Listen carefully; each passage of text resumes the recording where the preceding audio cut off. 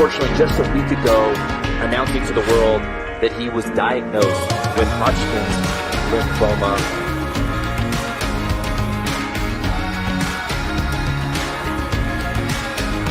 A challenge I've never faced before.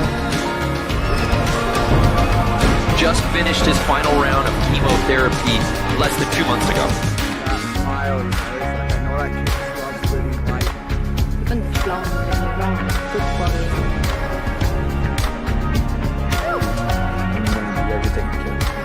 It feels definitely amazing.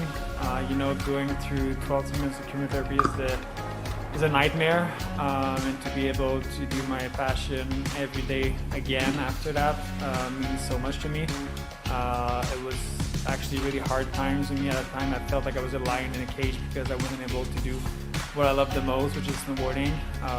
You know, I've been snowboarding since I'm 9 years old, and that was the first time in my life that I had to put the snowboard in a closet, and to be back competing after that, to be back to the third Olympics after that.